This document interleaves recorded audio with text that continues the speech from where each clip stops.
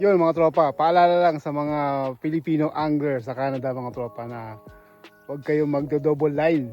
Kasi ngayong araw na to ay na huli tayo, double line. Isang drop shot, ito yung naka-drop shot. Tapos nagpahila pa ako. So nahuli ako ng conservation officer at merong fine to na medyo bigat-bigat din, no?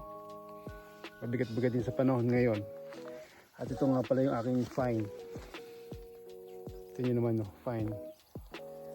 Ay, buhay-buhay talaga. So paalala sa mga Filipino angler ng Canada na huwag tayong mag do double line kasi bawal na bawal yun at nakasaad yun sa fisheries law ng Canada. At buti lang mga tropa ay nakahuli tayo. Papakita ko sa inyo yung huli ko mga tropa. Pero pakakawalan ko rin to kasi hindi man ako kumakain ito eh. Gusto ko lang siyang makita. Ayun. Ano siya? Ano to? Tawag ito. Natabunan na ng ano? Natabunan na ng weeds. Ano to? Isa tong northern pike. Yan. Pakakawalan ko rin naman siya mga tropa. Gusto ko lang siyang makita.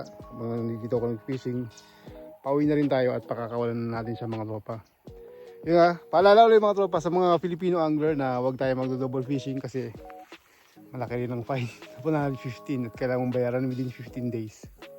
So hindi ako magko-condemn, hindi ako kukontra doon kasi talaga naman bawal yung ginawa ko. So Filipino angler, huwag mag-double cast or double line mga tropa kasi bawal na bawal yun. Tara, pakawalan natin tong isda na to.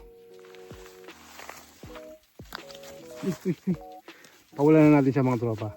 Pakawalan natin tong northern pike na to. Masarap din man siya, natikman ko na to. Para siyang lasa ng dalag.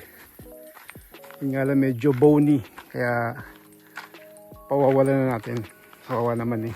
Saka lumalaki ito na hanggang mga 40 inches to 50 inches. So pakawalan natin para kung sino man umuli sa kanya ay pakawalan din siya.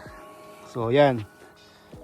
Balik ka na sa iyong karyan. So paalala lang, sabi ng isang to, huwag tayo mag double line para hindi tayo mapatawan ng fine. Alright. Yan siya. Yan siya, mga tropa.